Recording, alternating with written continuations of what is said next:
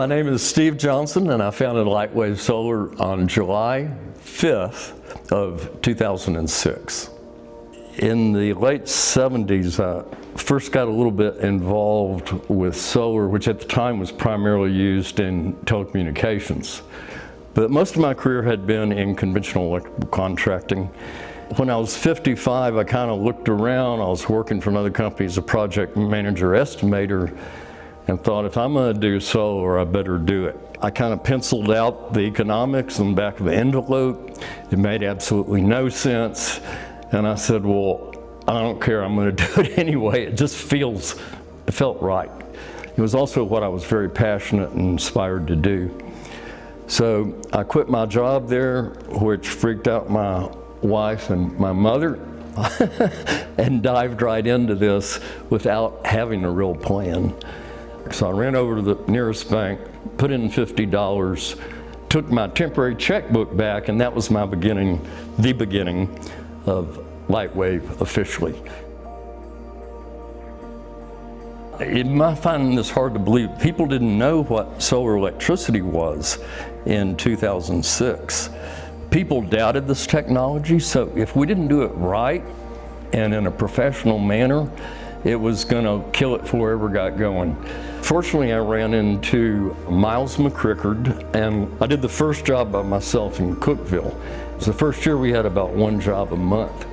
So we started here at home. When we had deliveries, there was no place for like a semi-truck, so we would go across the street to a church and unload there because they have a big parking lot.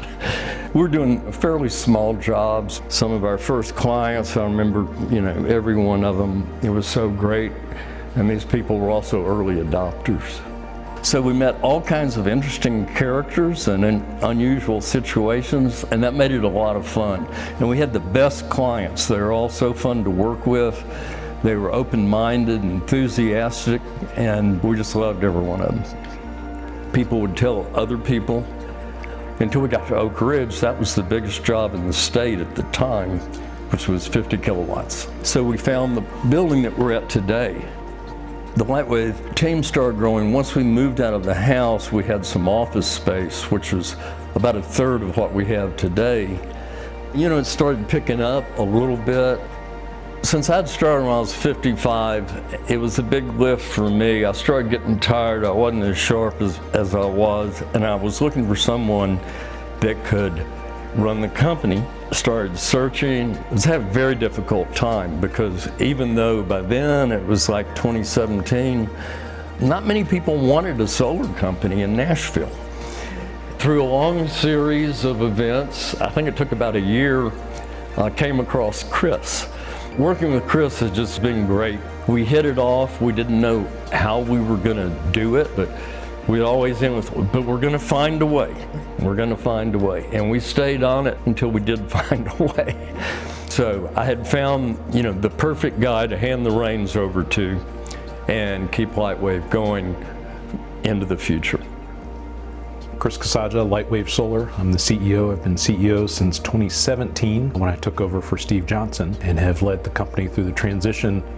When I was very young, I got really enamored with the internal combustion engine. As that translated to what am I going to do for a career, I started with Caterpillar looking at distributed generation. But it was in that process that we built a facility. It only had like 150 single points of failure in it, and we felt like we did a great job.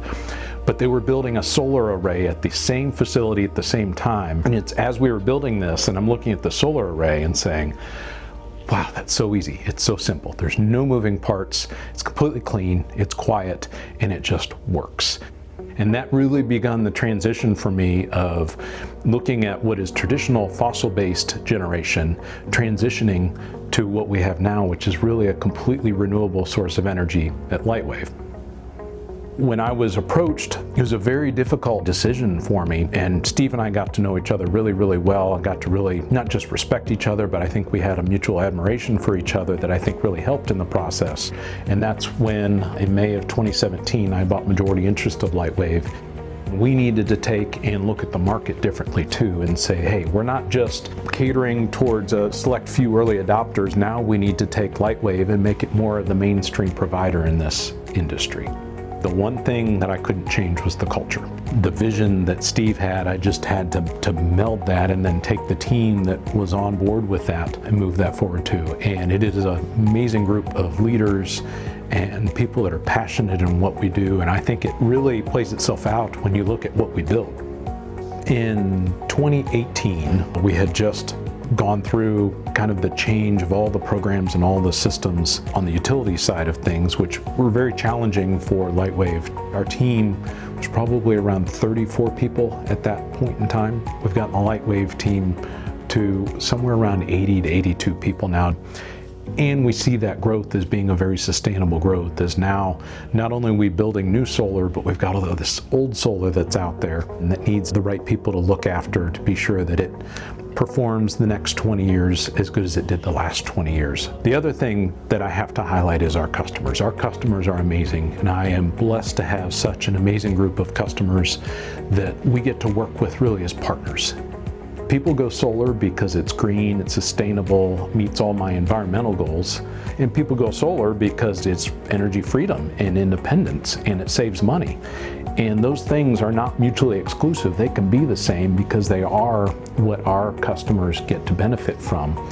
And what's neat is the energy journey is just really starting here. We build these things for people knowing that I've made people really happy, I've made the team happy, and I've moved the ball forward on this energy future all at the same time. And I want to do that again and keep doing that. And it really drives us.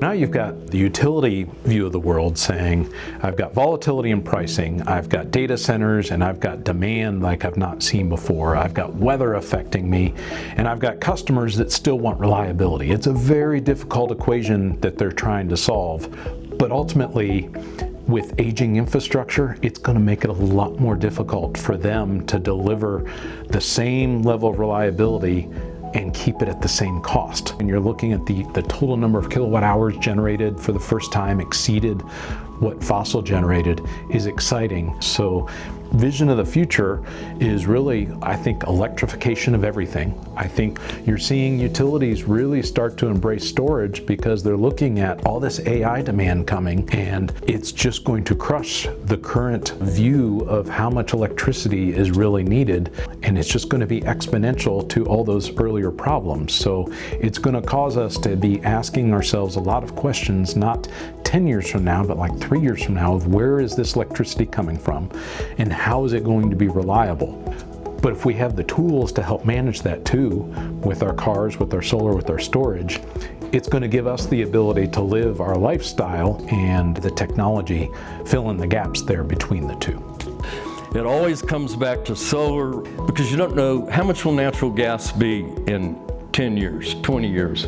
We don't know.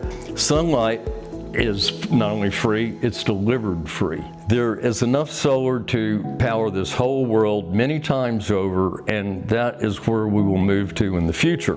Photosynthesis is just this huge process, and photovoltaics is tied very closely to it. This energy is streaming down upon us, hitting us in the head, so to speak, and now we're evolving to the point of, why shouldn't we use light for energy? It's instantaneous, it's weightless. It does not have to be transported from other places in the world. There's so many advantages, and now solar is also the cheapest form of generating electricity. That's going to be our future, using this free fuel that's universally available. And learning to work with it, I think, is the key. It's really about storing that energy as well as transmitting that energy. We can work in harmony with the sun to harvest this energy and have all the power that we'll ever need. Storage is also exciting because now we can store all that energy and we can dispatch it and use it at any time of day. So it really is creating a neat adaptation when you put transportation, solar, storage together. We see those as all one movement that's tied together. And when you give somebody all those pieces to use, man, they've got the whole energy future right in their hands and all the tools to be able to manage that, which is a pretty exciting place to be.